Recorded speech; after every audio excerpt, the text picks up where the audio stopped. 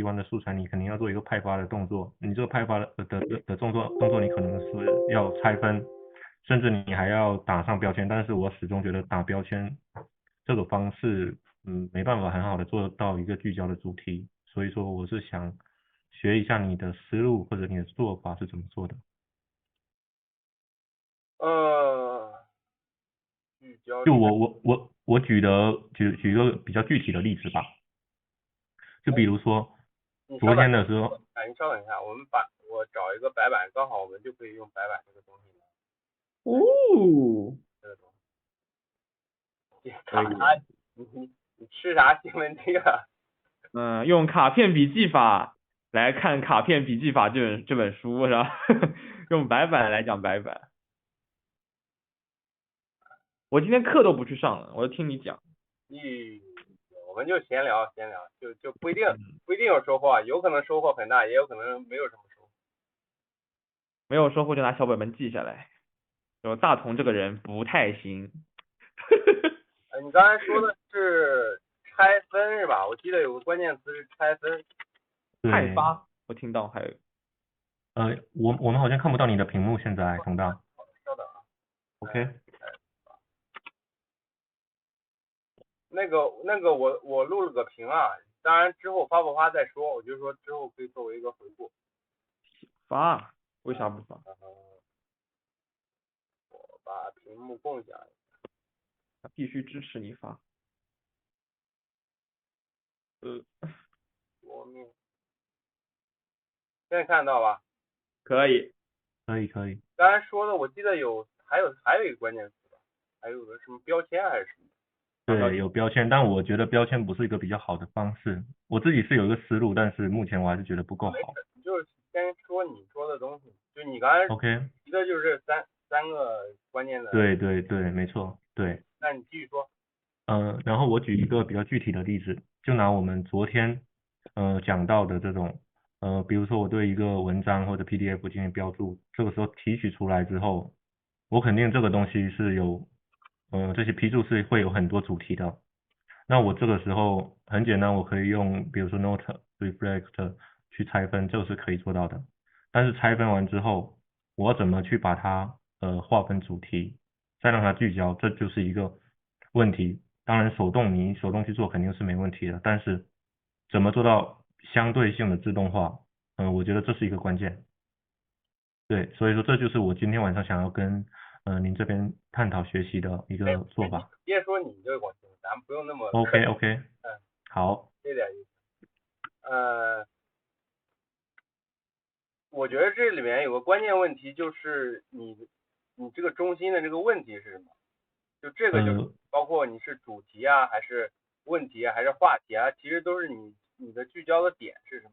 这个是最核心的一个。嗯，那我就再举具体一点，就是比如说我们像写论文的时候，经常会遇到，可能会同时，比如说有6、7个问题存在那里，有待你解决。这个时候，你可能自己要去收集你的素材，所以说你并不是只有一个，一个问题、2个问题，你可能会好几个问题。所以说，就拿我们这种，但是你肯定要有一个核心问题吧？这个肯定会有，对，对，你就是你所有的，不管你是去学习还是去做研究，你总是有一个核心的问题，在你需要去关注的，对吧？当然，这个核心问题可以拆分成更细的这些问题，但是就是要看你当时所拥有的时间成本，就是你要把你的分阶段和时间去限定在一个问题里，这样比较好。对，就是这个问题的话，因为我目前是这么考虑的，就像你刚才讲的，嗯。有一个核心的问题，这个核心的问题会驱动你，让你去搜索。但是你比如说你在看一篇文章的时候，你可能会发现这篇文章上，正好有其他提到的点可以解决你的其他的小问题，所以说这个是肯定会涉及到一个拆分的一个动作。就是说，然后关键就是，嗯，就是有一个区分是你当你看东西的时候，一个是你当前的关注点，一个是你其他吧，就是说其他对对，的关注点。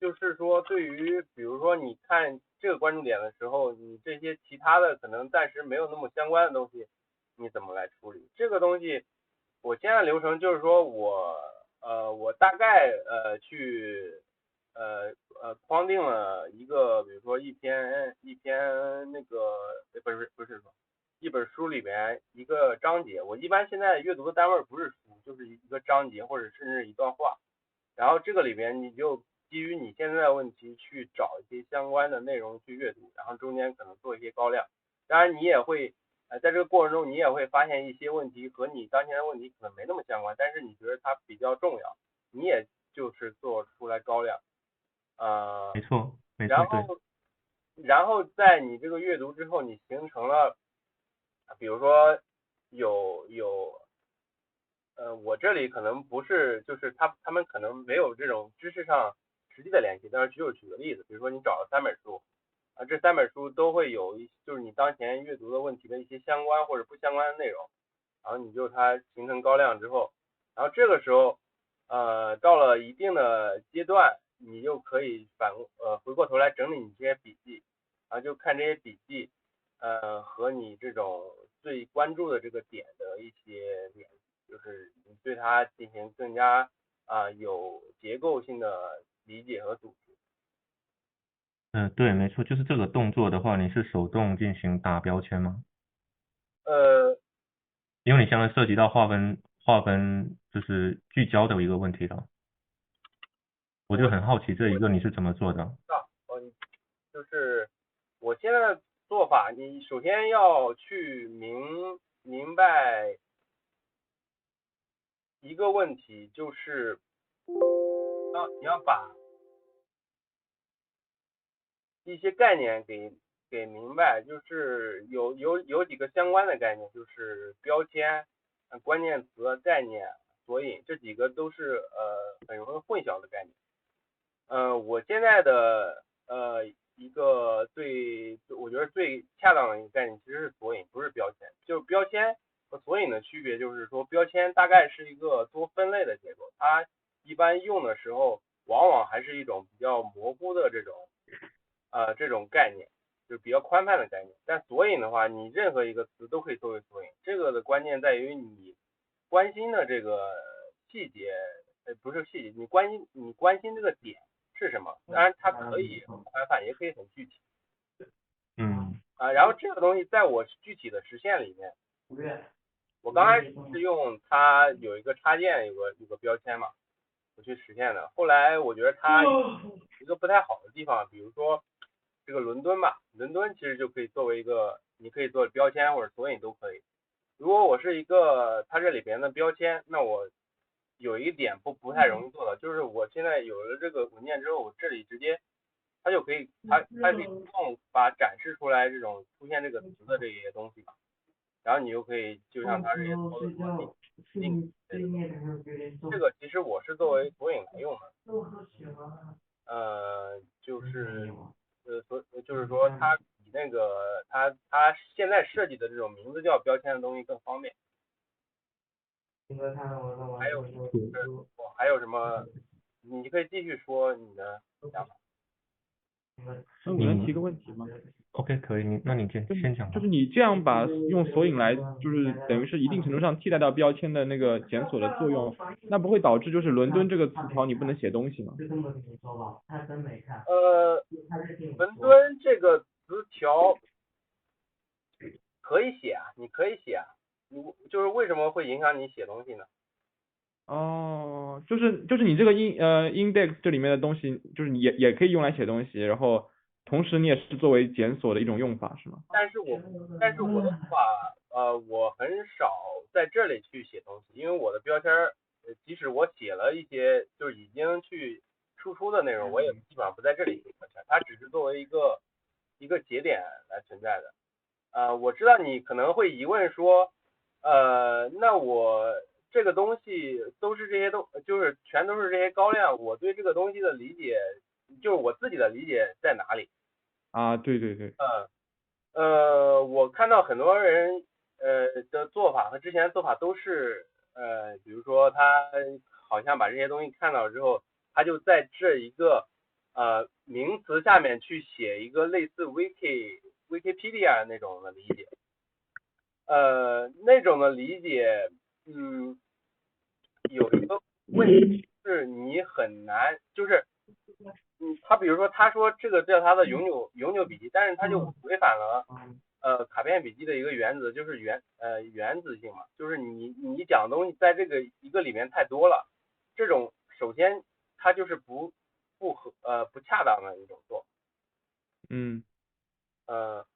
然后如果你想做这种东西，你其实你的工作的空间不应该是基于一个词，你的工作的一个基本的单位应该是应该是白板这个地方，因为这个白板就相当于我这里写的这个工作台嘛，就是你的白板其实就相当于你的桌面，你那个东西应该是你去整理去写作的输出的一个空间，而不应该以词作为一个空间。当然你可以说你可以去理解，比如说伦敦就是怎么说伦敦这个词有点不太好，就是可能更抽象的概念，什么是民族，对吧？就你可以提这种问题，但是它的关键的概念不在于是这一个词，而是说你的是围绕着一个问题做的一个整理的这个空间才是你的一个你的活动的一个空间，而不是应该在一个词里去活动。一个词里，而且一个词的含义是非常多的，就像我之前在群里说的，就是你现在是你看到这些东西，但实际上它理论上包含这个世界上所有提到这个词的东西，你怎么可能就是你如果想在一个词下把这些概念都凑到一起，它有点类似于实现 wiki 的那种方式，它是出现一个就是比较完整的这种规范的一个知识的一个结构，而不是优先让你自己去形成你自己的一个知识的网络。我懂你意思。OK， 董大，我想确认一下我的理解，就是这一边说的一个索引，实际上就是一个双链。那我能不能理解成，比如说我要探究10个问题，这个时候我可以把这10个问题描述成一句话，然后弄上一个双链，然后我在我收集上的一个素材，比如说有点原子化的这种素材，然后我给它打上一个双链，大概是这个意思吧？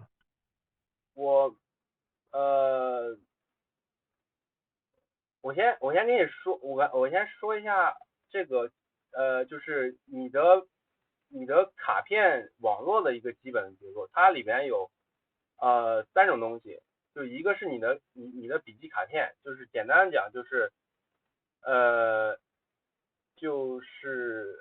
你的一条高亮，这就是一个卡片。对。然后还有一种就是刚才所说的这个索引这个东西，索引的这个东西，就是你这个里边任意一个词，你只要关键的问题不在于这个词，而在于这个词是你当前关心的，你可以随便在这个里边做这种，就你就双括号就打上一个双链嘛，然后你就把你相关的这些东西，就是你其实你看的时候不应该在这里看，你看的时候应该在一个就是我这里说到的第三种卡片来做，就是总览卡片，就是因为那个东西，如果你不是像其他人说的用自己的话来说的话，它就会缺失很多上下文。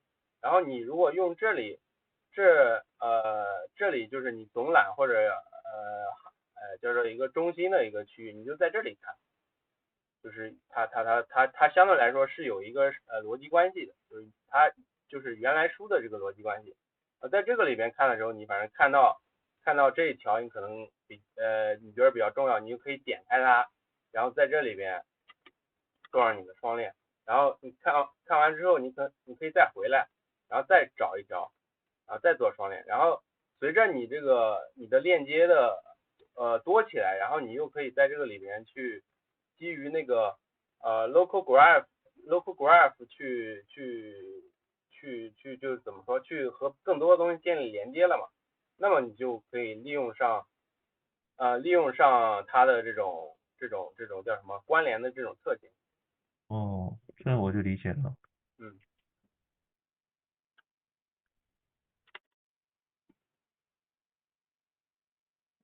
还有那我再提几个问题。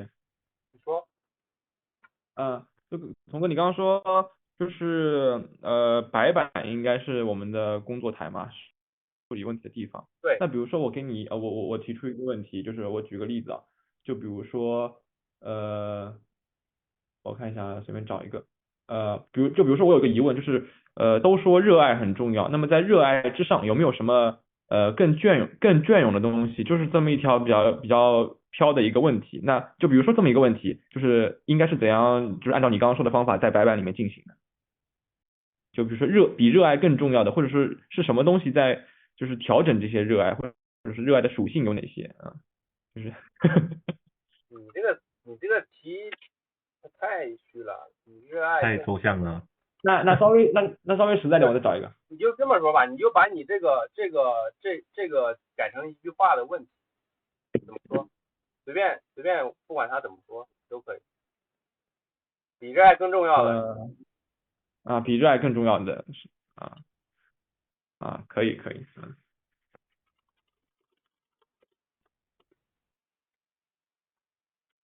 就比如这么一个问题放到白板里，就如果是我惯常做法的话，我就应该会建一个新的那个笔记。你就这样，你就建一个新的白板，然后你现在的问题就是这个，你就把它作为你的，然后你写不写出来都，你在这个里面写不写出来都无所谓了，就这个东西。然后你这个东西太虚了，你就去找一些和热爱、热情啊，你就可以把这个一些东西其实你这个东西的关键就是热爱这个词，对吧？你的对，关键词就是热爱，其实没有更就是没有更具体的关系。其实它的关系是非常多的，但是在你这个里没有更核心的一个关系，所以你呢就是一个热爱的，你就找东西，比如热爱、热情什么之类的，就去找一些这种内容书的材料，然后你就读了之后做了高亮，比如说你找了这么三个文章，你就暂且不说它的关联性，就对文章之后，你又做了高亮之后，形成这么一条高亮，然后你比如说，我觉得这条和那个热爱那个就是能够解答我的问题，你就把这条加过来就行。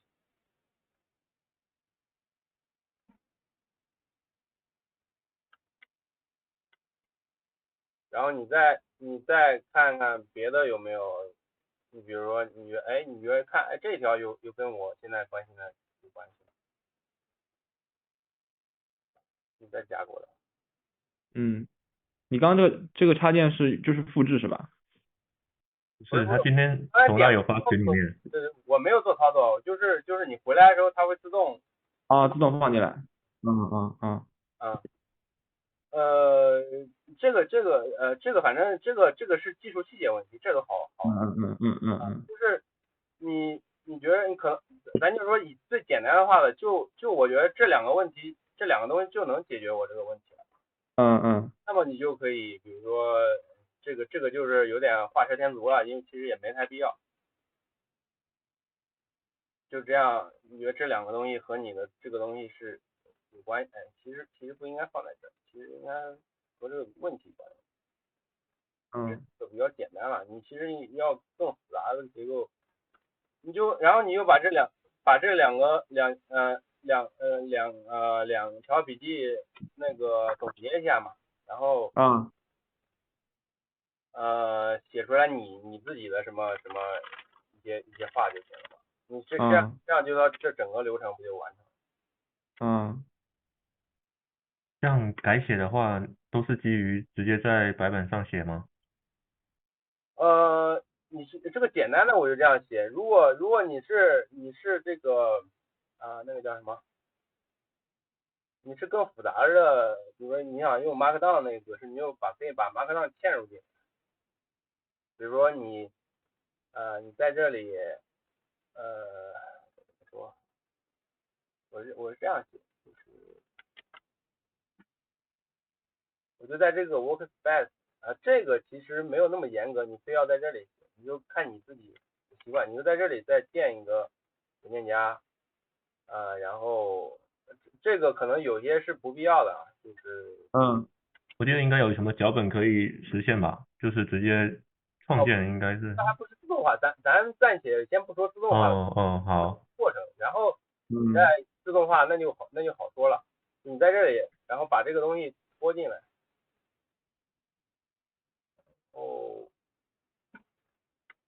它现在嵌入是可以嵌入的，这是一个 empty 的 Markdown file，然后 Ctrl Shift click， 这个就是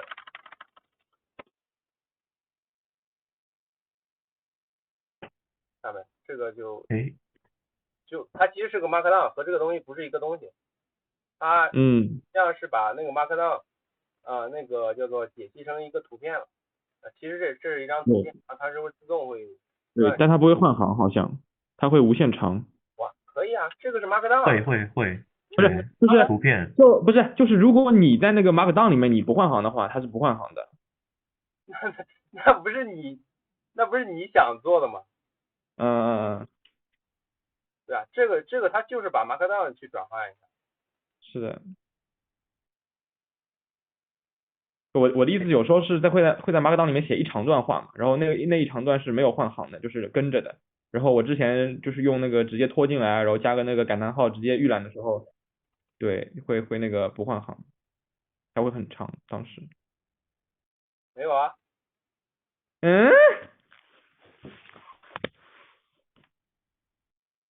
你这是一行。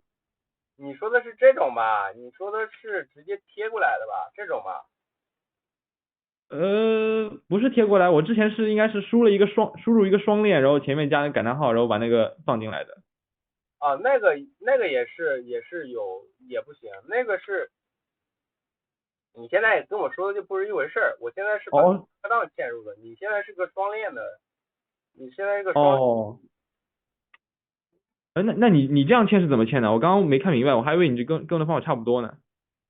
不是，这个是嵌入 Markdown， 就是把你按照 Ctrl 然后把这个拖进来。但是它现在提供了那种就是在这个上面一个按钮，就是 Insert Markdown File from Water。它跟直接就是插入一个双链的标题不一样嘛，就是然后加预览。肯定不一样。你比如说现在，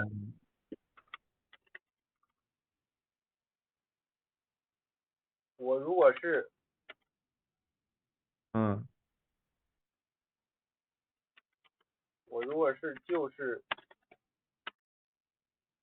就直一个双链，还只是个链接，你点一下它能跳过去。如果你是嵌入的方式，你前面加个感叹号对啊。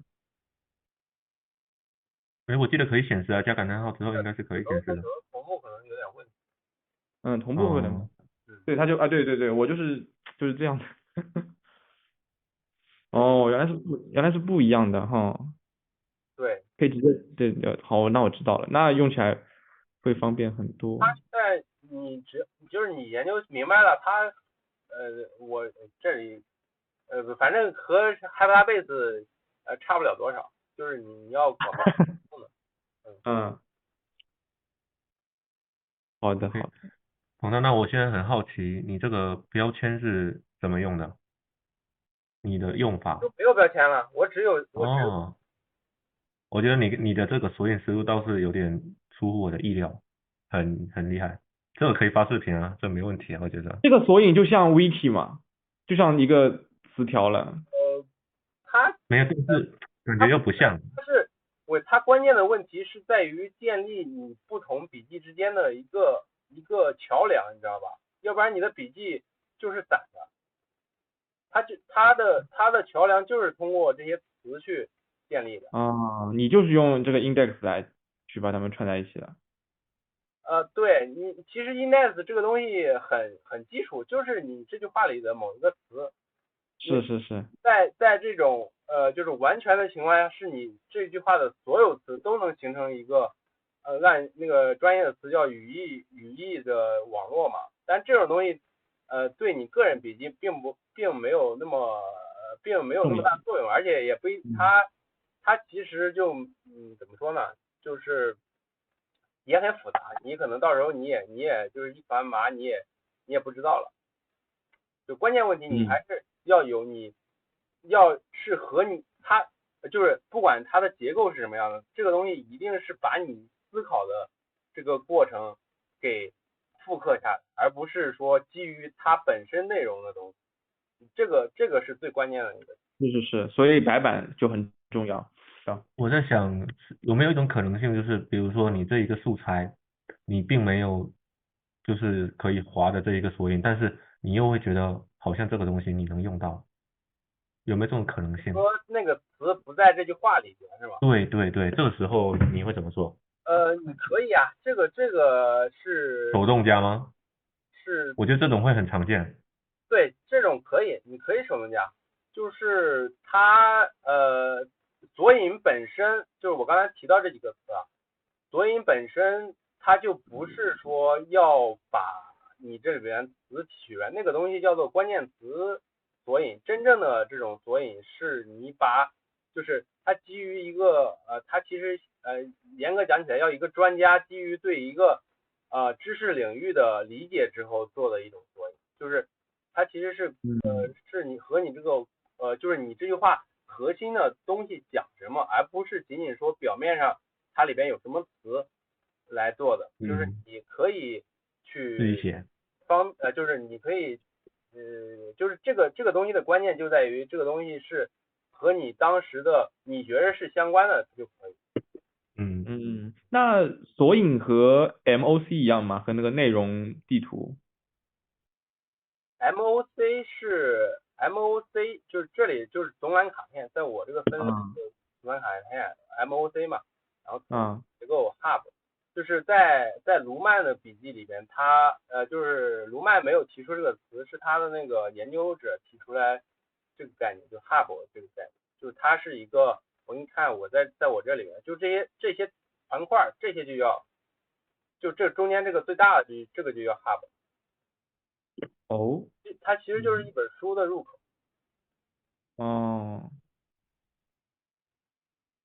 你刚才问啥了？我讲的我都突然都。我好像想问的是那个索引跟那个 MOC 的区别。对，这个就叫 MOC， 这个就叫 MOC。那你这个 MOC 是怎么打的啊？就是怎么打上去的？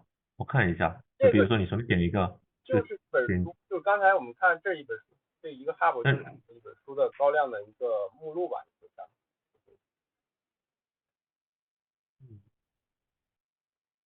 我知道什么意思了。它其实就是嵌入的，把每一个那个就是分的那个高亮给嵌入进来，每个都是。对，因为它数量比较多。数量比较多，你说这个具体想指？没有，这个不是重点。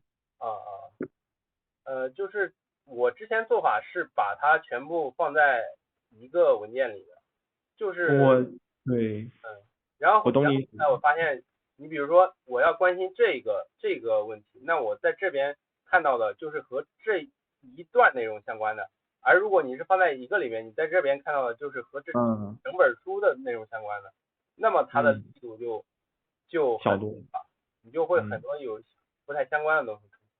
这个就是要切分成它所谓原子的这个原因。对，倒也好处理啊，你用那个not reflect 就可以把它们全部拆开。这个可能对大多数人最难就是最不太容易处理的就是这个 MD 这个哈希的这个东西对，就是它有点太技术化了。就它其实解决了一个问题，就是你往往说你这段内容，你说我要给它总结一个标题，对对对对对对，哎，就是这个东西有些时候是很难，有些时候就不好，也不好去做，因为你看一个标题，一个能出现标题的东西，就是说它可能比如说有一些关键词，就是这个词反复出现，我就比较容易给它定出来它的一个主要的东西。那我这一句话可能一个词就出现一次，我怎么能够提炼出来一个主要的东西，对吧？对，我是这么考虑这个问题的，就是比如说我用 Zotero 里面的这个批注的话，那我可以把它打上一个笔记，然后到时我自己把它设计一下，把它这个笔记就自己写的这个笔记作为它的标题，然后去拆分，我只要打个减号就可以。我是这么想的。如果这样子的话，就是你这样写就是要你每一句话你都去自己写转述或者是加上你自己的内容。对，就很累。因为没有，不是，我是这么考虑的。嗯以前我没有写，然后我很多东西只是纯高亮，就没有什么用了。所以说我现在想写的原因是，我想我听不清，自己加。卡了刚刚，卡了吗？嗯，我重新讲一下，就是我为什么要在高亮处给它加一个笔记，是因为我以前只是单纯的高亮，然后发现我高亮了一堆，根本没有什么用。我现在特地想给自己加一个相当于门槛，我就想告诉自己我为什么高亮，这样子因为我后续就能用得到，我是出于这样的一个角度去思考的。首先你现在提的是两个层面的问题，一个是你对你的文件怎么组织，另外一个是你想用这种自己去重新组织的方式去帮助你去学习嘛。嗯那个第二点是可以的，就是其实就是高亮本身不是问题，而是说你只做了高亮这个东西就是问题。没错。你看我这里边高亮大部分全都是高亮。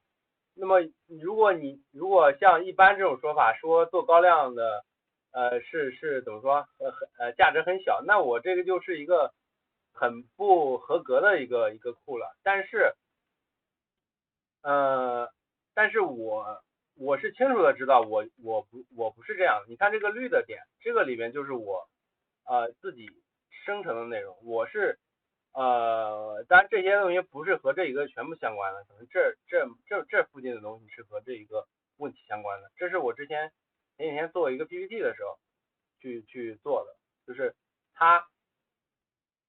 我是一直当我阅读的时候，我是一直在关注这个问题。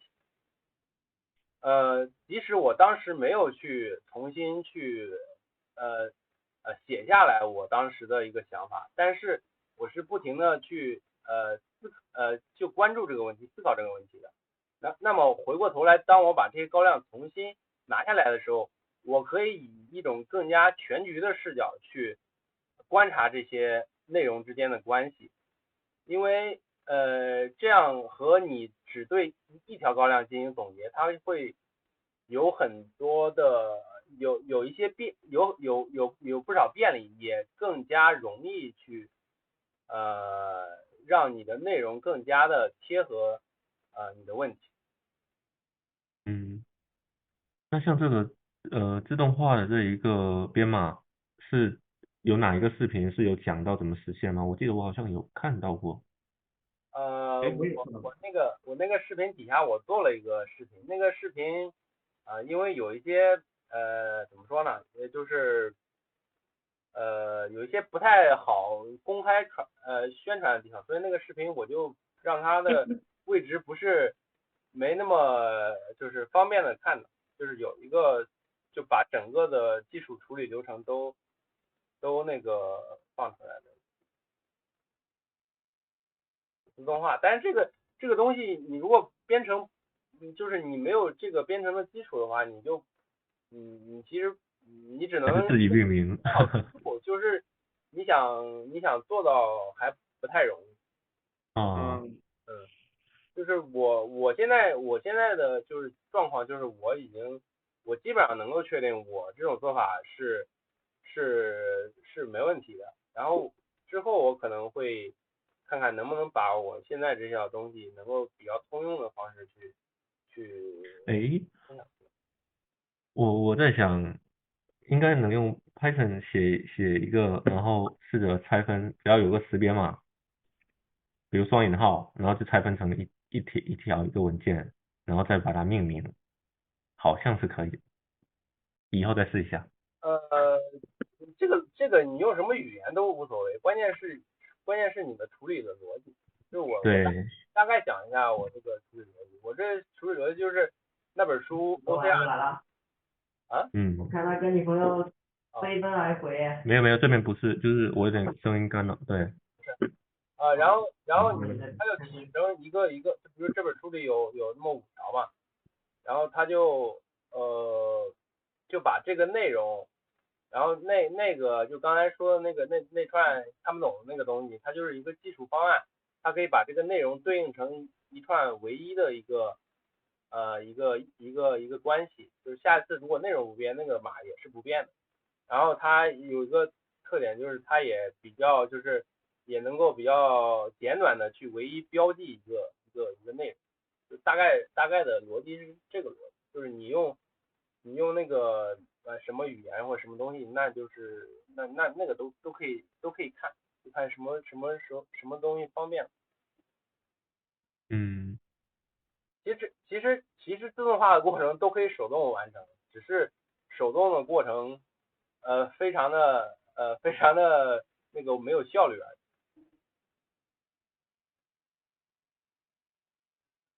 ，OK，我觉得今天收获很大，说实话。反正我是把我呃就是我之前其实不太敢说，因为我不知道我做法是能有几分把握。现在基本上敢说我这个做法8、9成是没问题，只是一些比如说通用性啊，或者是应用上可能还不太。嗯，我还是觉得那个索引那个思路特别棒。我也听到了。我跟你说这个东西的呃一个叫怎么说，它的厉害之处在哪呢？就是之前我们会讲它的笔记里边有什么我基于怎么说呢？标签？不是不是标签，就是我一个就是这一条笔记和这一条笔记，我可以建立关联，对吧？就是它高亮之间直接建立关联。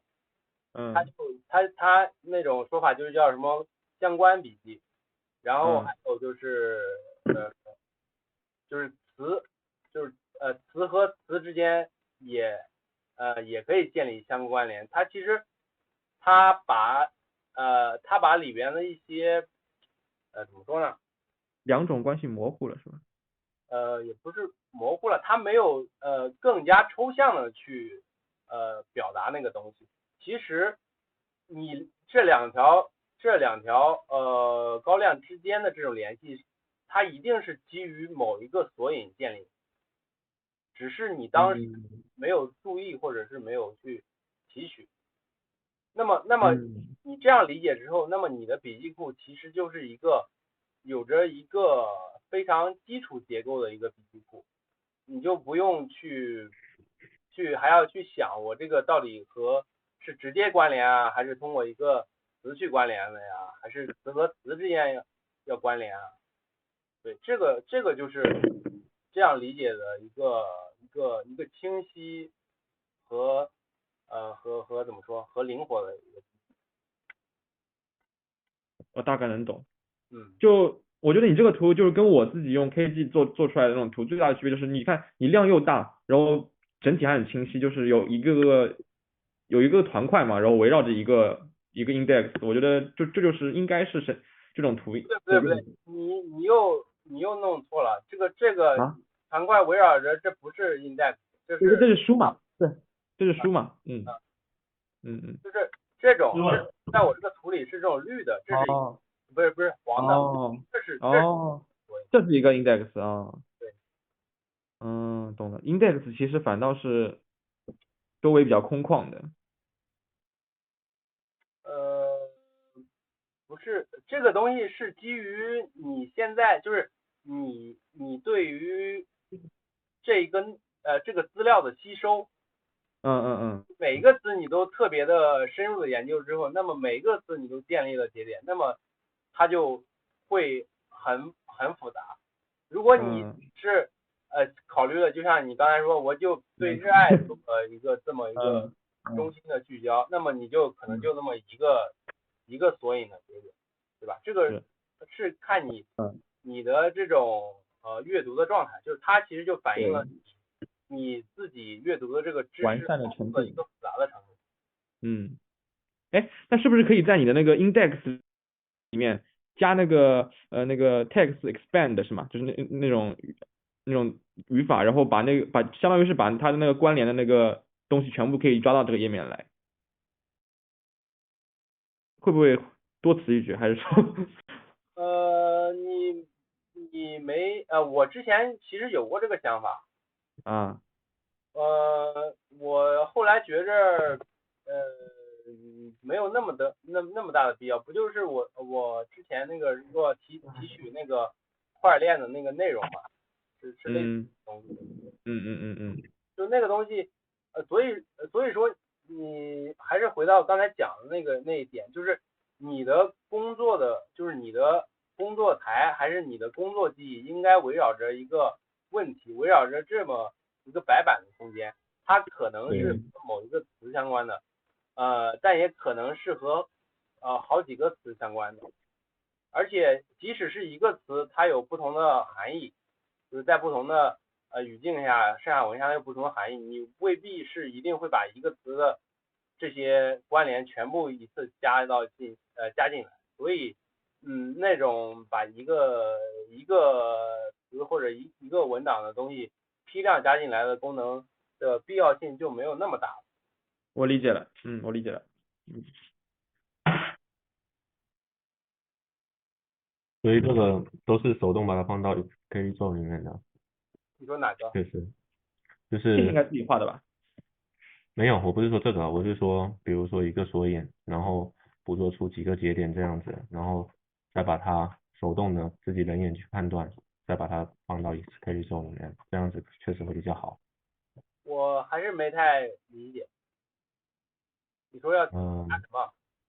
没有，我没有说要加什么，就是我只是我是放什么东西进来。我刚刚想表达的意思是，你都是手动，比如说你围绕着对一个索引，然后比如说有5个节点，然后你自己去判断这边有没有什么用，然后你再把它放到白板里面。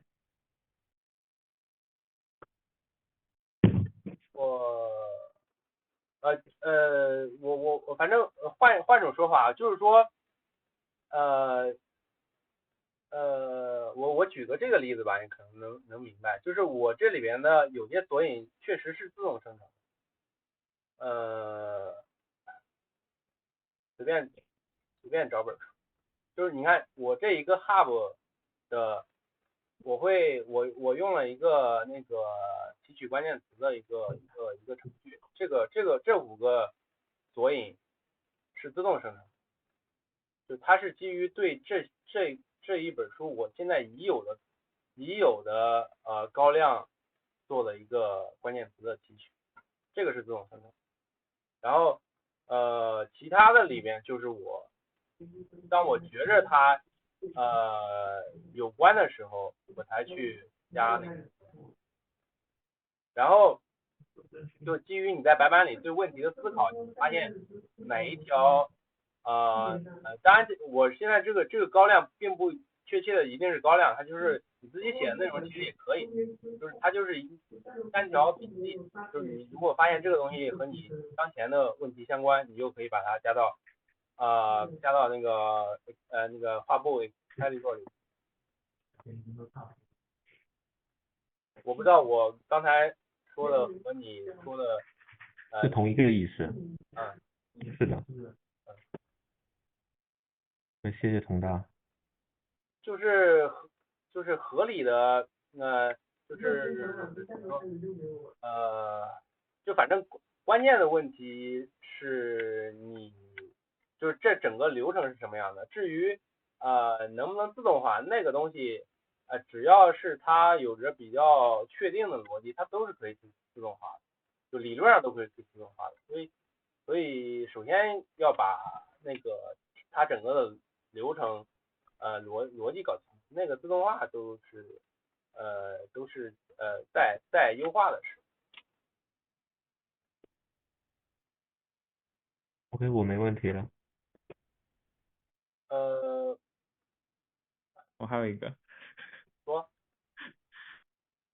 有一个比较私人的，因为像童哥这样子就是直接拆书，然后把那个不是拆书，就是把那个你所有的高亮导进去，然后带那个双链的那个做法我还做不到嘛，因为我现在是退而求其次，简单一点用那个 Readwise，就之前那个风尘仆仆他推的那个，就是你直接高亮出来以后，它可以帮你整合在一个文档里面，然后导进你的 OB，然后就等于是我的那个OB 的一本书的高亮里面，就是一个页面里面满满都是我的高亮，然后和我当时做的标注啊或者怎么样，对，然后这样的话，我有没有办法变成像你刚刚那样子？因为我暂时想不到怎么做。其实你这个东西其实问的是就是啊，它对对对，不管你是书还是文章还是网页，它的处理逻辑其实是一回事，对吧？都是内容嘛，只是具体技术层面上你怎么来做。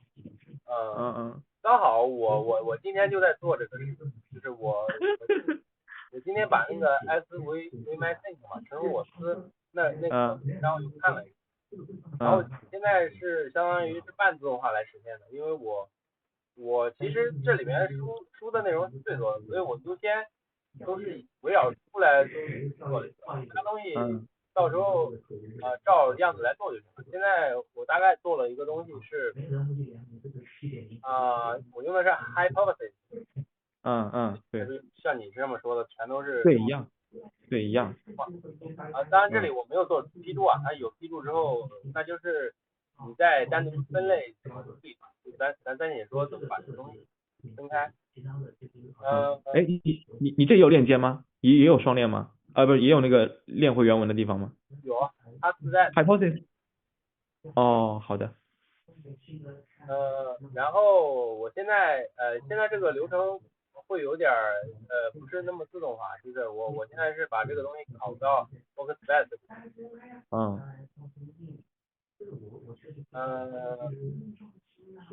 然后我写了一个脚本。这个脚本倒还比较方便去共享，因为我是在这个里面写的，对 template， 然后 split by line， 大概是这么，它大概的逻辑就是把这几条拆分成一条单独笔记。然后我给你演示一下，这样大概就是比如我现在在这个文章里，对吧？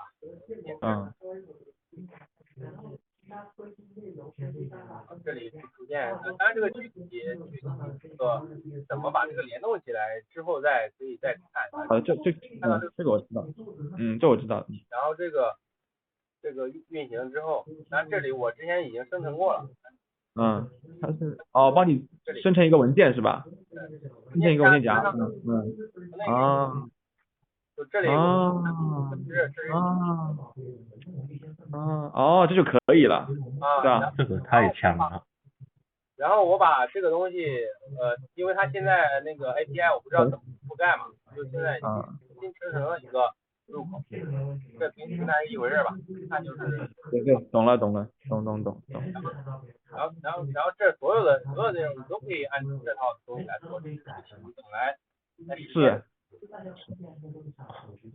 哇，这个问题问的可真好。你这个脚本能不能就是我们先内部共享一下，玩一玩。不是，这个很方便，这个其实就是很通用了。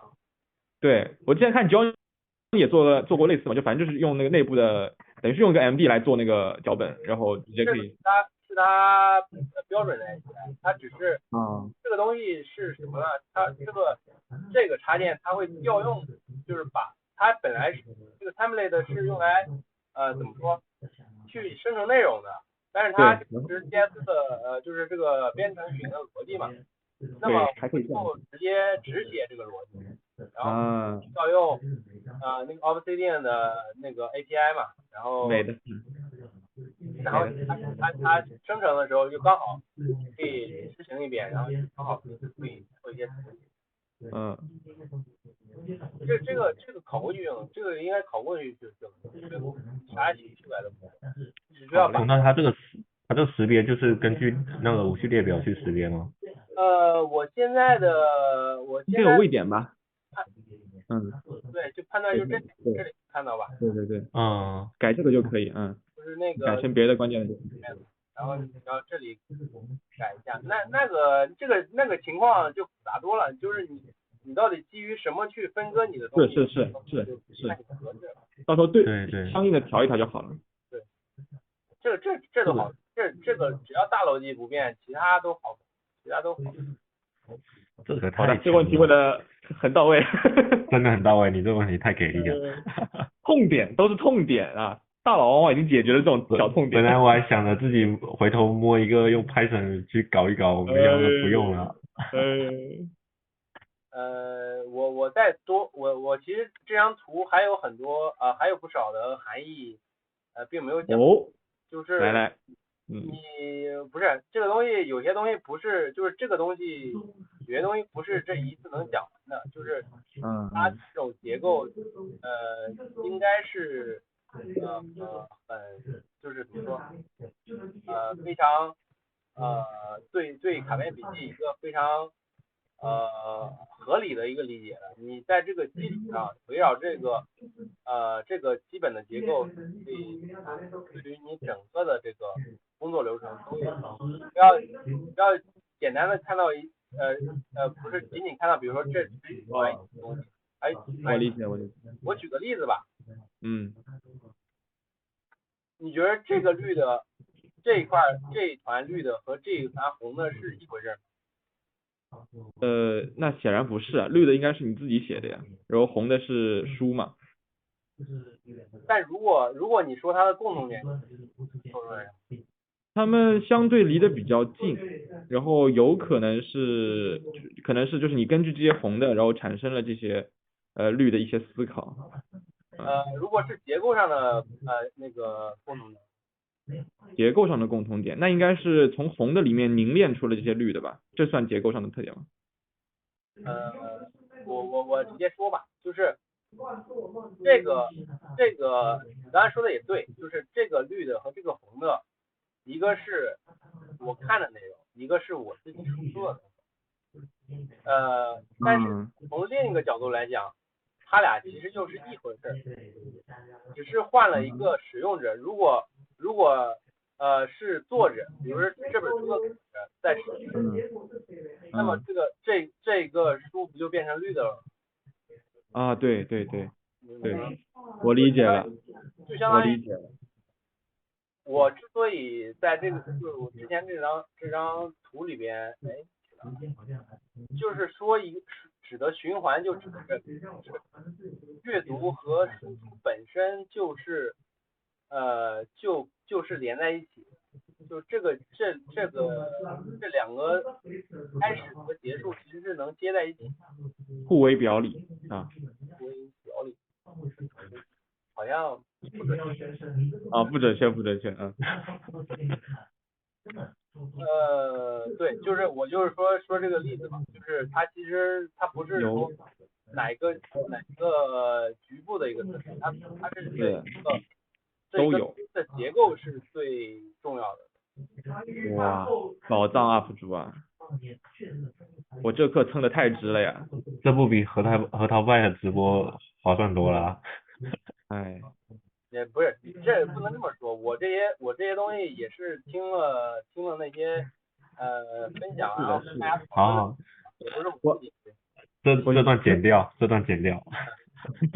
我觉得你刚刚那句话特别厉害，你就是说就是换了个使用者，我就一下子听懂了。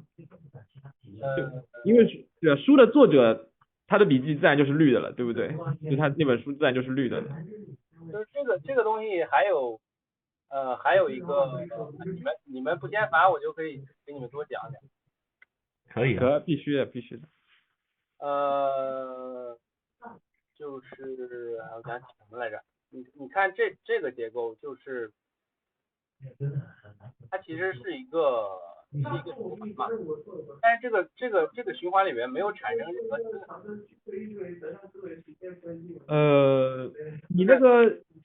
你的写作文章不算是一种新的东西吗？它们相对稳定。但是比如说我这里如果我的笔记卡片就是高亮的，就是当然这里表达不明确啊，就是我这样了，那么他把这个东西就相当于转了一圈又回去了。那你的写作文章到阅读文章是怎么描述啊？就是我的意思就是说这个里面只是表达了这个循环的东西，它的你只要稍微调整一下这里面的东西，它就变成了一个在前人基础的一个创新，或者是反正就是一些新的东西，比如说这里面的卡片高亮变成了你自己的批注啊，或者是那么这个过程就变成我懂你意思了。然后我理解，你说。我再继续说一句啊，就是而且你看这个笔记卡片和这个笔记卡片到这里生成这个文章，但是还有一个隐含的东西，我只要笔记卡片1和笔记卡片3，那么我也可以，如果它实际上是可以成立的话，也可以有一个白板，那么我就可以有一个当3，那么这样就是一个全相对于从结构上来说就是一个全新的一个，这就是它能够我懂你意思了。你这张图其实不是一个人的工作流，你这张图是知识生产的工作流，是大家可以一起合作的。对，它其实包含了多人的共享的东西。对，就你这个，我觉得你不是单人啊。你看，你从写作文章到阅读文章，如果你是个人的话，你的写作文章是不需要再回到阅读文章去。你如果讲深的话，其实单人也可以，因为你写的东西并不一定有。我懂你意思，我懂你意思，这个我懂，我理解。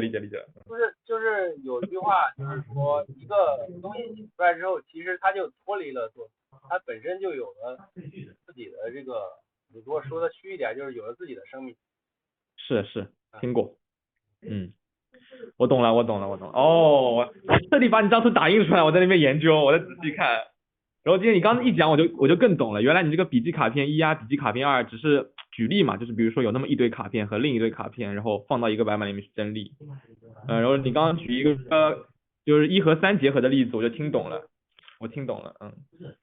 然后还有一个隐藏的东西，你看这里有个白板对吧？这里其实也有一块，只是没有显示出来。能理解吗？你刚刚说上一个白板是指在那个 HeptaBase 那个圆圈里面了？对，这里面可以有复数个白板。不是，我说的倒不是这某一块白板，就这么一个空间，这么一个白板空间，就它有多个白板组成的这个空间。怎么了？有一个这么个空间，其实在这个位置，就在这个位置也有一个工作记忆嘛？不是，对啊，你的工作就我没有实际上没有在这里展示出来的一个东西，就是这个东西是类似的。我原来以为你这个地方就是就是一个箭头进去，一个箭头出来，然后中间写的工作记忆。我以为这边就是一个处理的一个方式，就是你用你的工作记忆来处理嘛，需要加工，对吧？不是，这个和工作记忆是相关的东西，但是不是这个东西，是它这个地方也是需要一个这么个空间的。就这个东西其实应该是加上这个东西，然后到这个东西，我只是把这个东西给省略了，为了图看起来那个简便一些。你能稍微展开讲一讲吗？我就是没有说，你阅读文章的时候，你是要去整理的，就是你阅读文章的时候，你需要把线性的这些内容整理成线，实际上它就是一个整理的过程。你要去分析它的结构嘛，然后把一些重点的东西提取出来。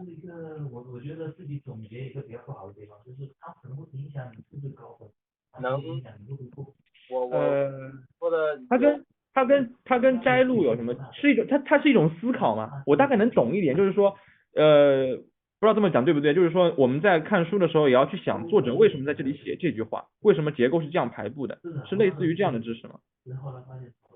对，差不多就是就是说你要把一个线性的内容去做优化的理解。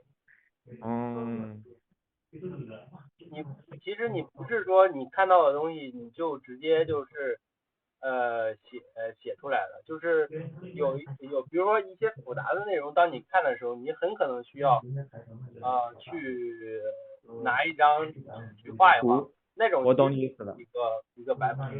我懂你意思了，就其实这个完整的东西其实是由这么至少我现在能想到是由这5块东西，不是这个东西，只有加上这个东西，这整个流程才是能够充分的它其实是一个对称的结构。对称那你这个第5个怎么对称啊？你从这里分不就对称了吗？这里分不就对称了吗？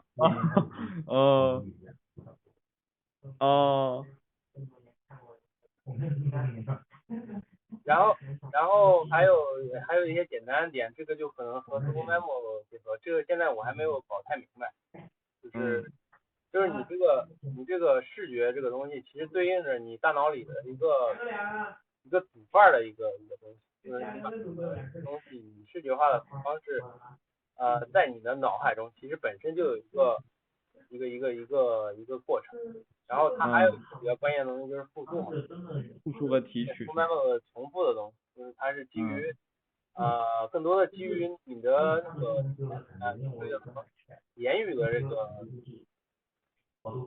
言语的那个你说话的这个发音的这2块东西，其实对应着这个排版，也就对应着这些卡片里的这些最终也可能要影响到你这种从工作记忆到长期记忆的这个过程。然后这块我现在还没有整太清楚，然后这块大概有这么个东西。你慢慢整，我先学前面的。哥，我再问一下那个 Obsidian 那个这一块，这张图里面的，就它那个笔记卡片指的是你刚刚有提到过高亮嘛，对吧？高亮算是一种，然后还有什么吗？你自己的，你自己写的。自己写的，小想法，就够了。那这里的索引呢？这里的这个索引 ，Obsidian 这里的这个索引，就是刚刚那种吗？就这个索引1、索引2指的是什么？索引1就是其中一个词啊，就是就是你建立的这一个链接，在某一个就是伦敦，就是伦敦。这个就是这2个里边出现某一个词，当然这个词不一定只是你可以用这种方式来理解。哎呀，豁然开朗了很多。那我最后问一个问题，还是刚刚想到的，就是你如果说你在阅读一个比较厚的一本书，这个时候你会不会用一些什么渐进式阅读的一个理念呢？就难道你比如说你想从这本书里面找到你的答案，然后你就一口气把它阅读完吗？就阅读，比如说那一个章节，你就一口气把它阅读完，还是什么？路径很少去从一本书从头看到尾，我都是有了一个问题，但是这个问题怎么产生呢？这个就有点复杂了。就是我有了一个问题之后，我去查有哪些书的内容是相关的，然后我去我去怎么说，去按照这个路径去阅读，而不是说有那种一整本书从头读到尾的这个过程。哦，当然这个东西实际上也是一回事，就相当于你就是每一本书其实这个作者都有一个他关心的核心的问题，他是基于这个核心的问题去就相当于他复现了他的阅读的路径，而你基于你的问题，你相当于你自己形成了你自己的阅读路径，它其实都是都可以说是渐进的，只是没错没错，渐进这个渐进是你是跟着作者的路走，还是由你自己的？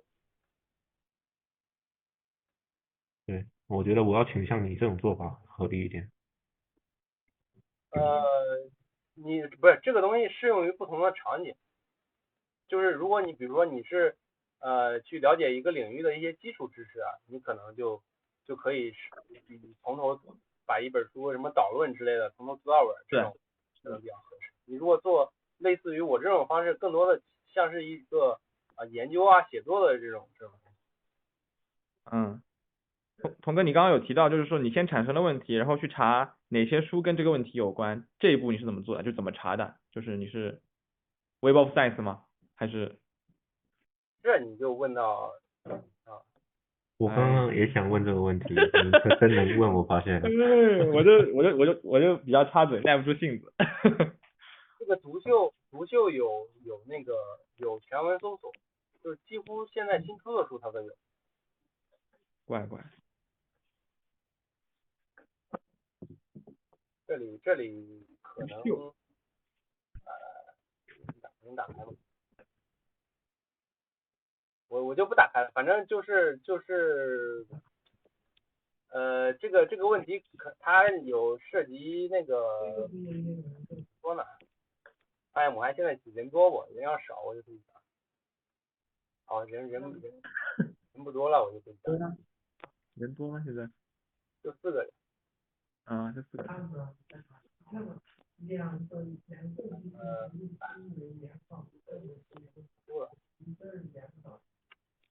就是反正简单的讲，就是读秀有那个有全文搜索，你就在那里搜，然后就和搜索法是一样的，你找到，然后就可以继续那个啥。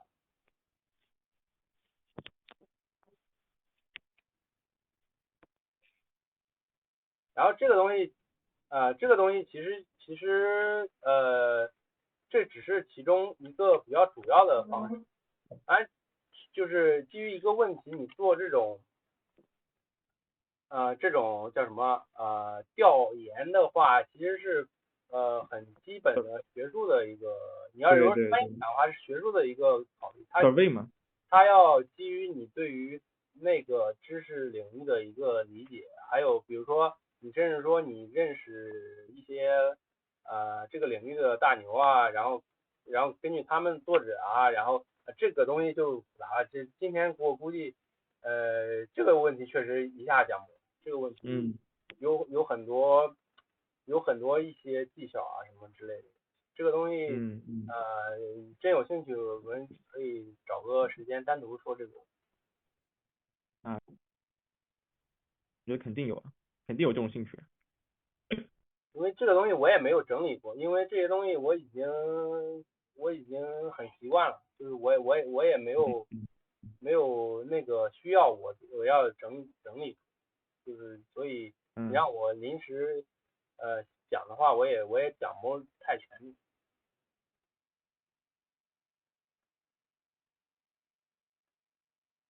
这链接好深啊！这不是这个对是比较深，这个东西你一般你还用不了，这个要注册之后。他到最后才能进这个读秀的这个引擎是吧？你那个那个东西就是技巧性的问题了，那个就好属于磨刀。磨刀比磨刀我觉得还要再差一些，就那个就是你具体的一些细节你怎么来处理，你比如说，就刚才你的问题嘛，我就可以在这里查，然后这里，当然你这个东西太虚了，你这个是都可以有，相关的，对，就是当你的问题比较具体的时候，你可以在这里。你换一个具体的。我之前。我前段时间做了一个分享，就是类似这种你就多输几个词吧，然后这里就相对来说就有一些比较相关的内容嘛。这个实在啊。它这个东西比较厉害，它基本上很新的书它都有。怪。当然你看不了啊，这些东西你点开之后，它只有几页的东西。但实际上我实际上有这些书，一个东西，我可以拿到书，如果你们需要绝版书肯定是没问题，一些反正有一些特别需要的也可以找我也可以。你是 PDF 还是什么？还有 EPUB 什么的？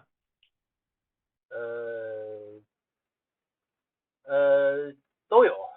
我的天呐，反正 PDF 用。就我其实转那个东西也有一个自动化流程，只是那个东西不太方便分享，那个牵扯到版权的问题。对，是的。然后大概就是这么个东西吧，反正有些东西还得，关键有些东西关键问题别人就是你听别人讲太多，最终还是要你自己上手，对，自己理解了这个东西，你才能真正明白它是咋回事。知道哪些东西和哪个东西它就是放在那儿的，而不是恰巧放在那儿，而就是它本身就应该放在那儿。是的。你刚刚那个独秀那一套，那个是能教的吗？就是那个没啥可教的，你只要知道了你就能用了。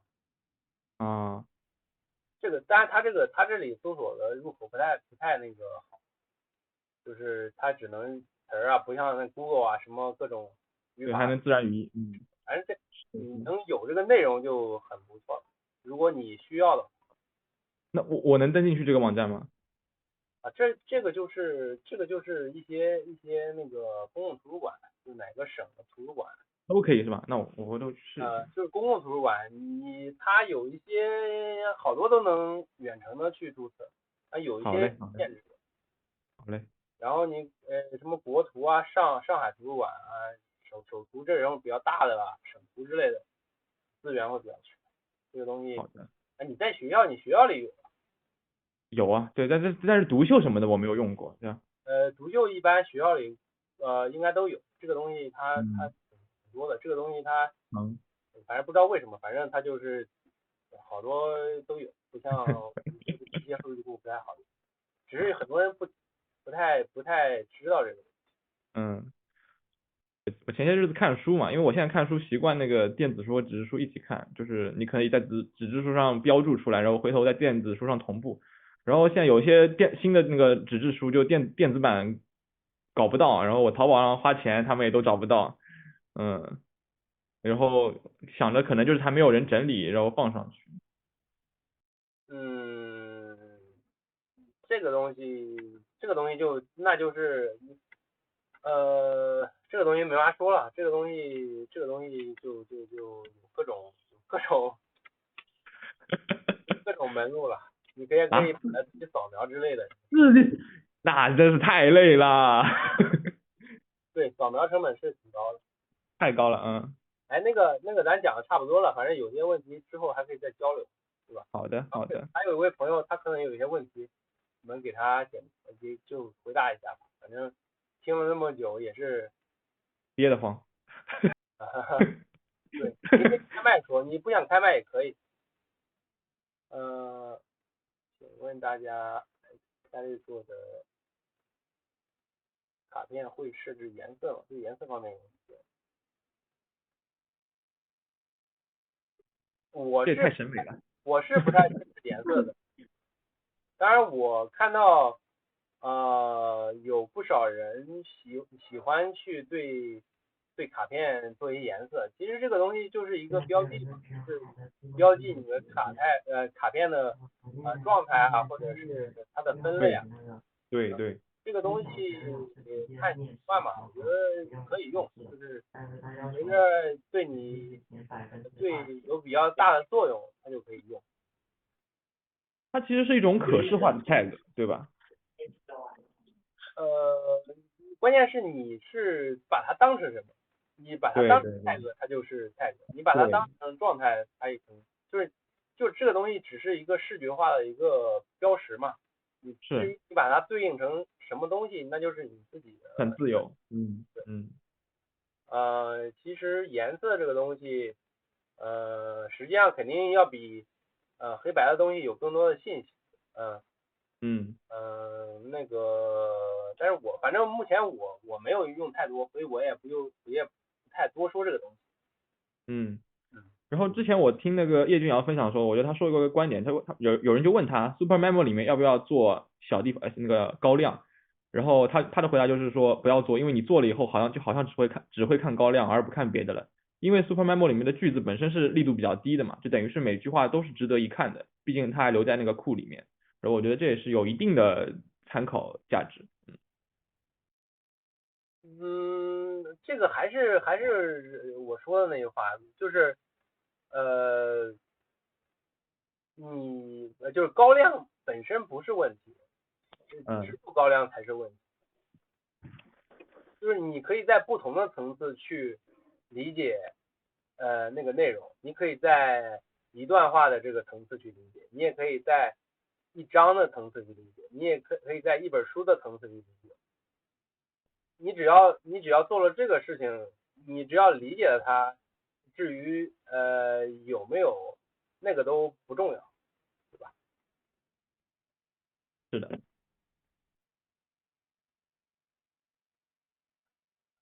考虑我的外号是其实他提的就是你提的这一点其实挺有价值的，这也是我发现一个很有用的一个思考的一个模式吧，就是那个所谓的什么5W2R 去什么 what why how where 什么 who，2R 去是啥来着？号吧反正就那么一套东西嘛。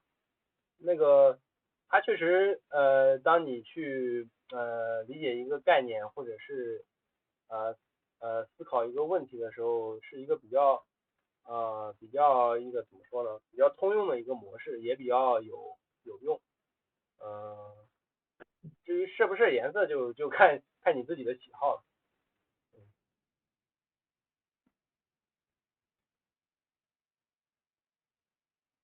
行吧，还有啥现在问题吗？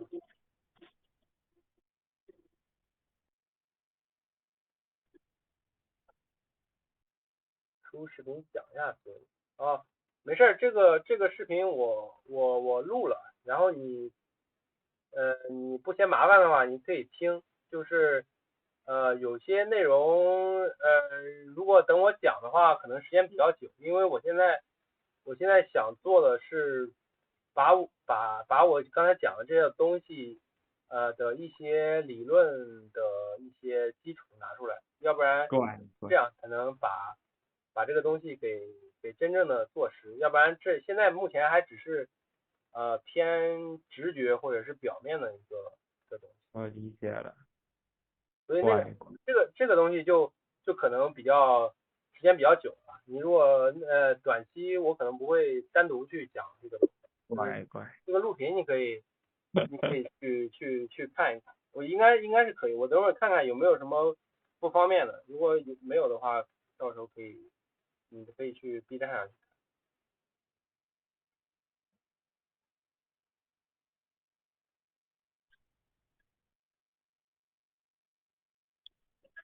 回头我说核桃派的那个坏话，倒是可以把它给删掉，引起公愤。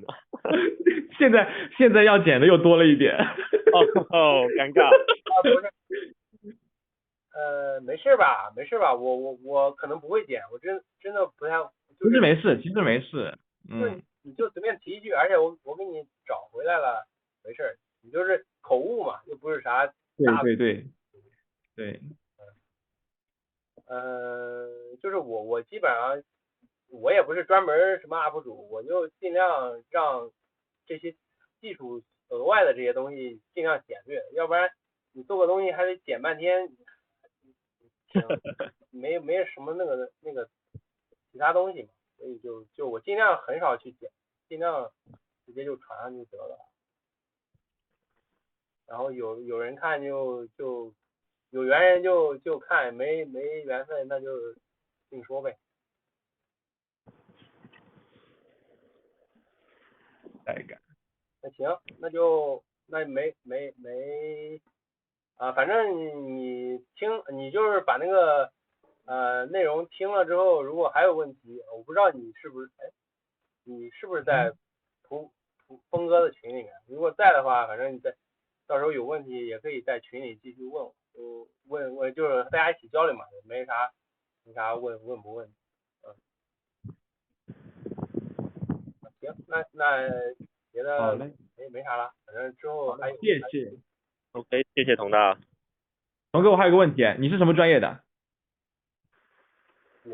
我专业你想不到。计算机吧，不是吗？历史学吧。等我先把录屏停了。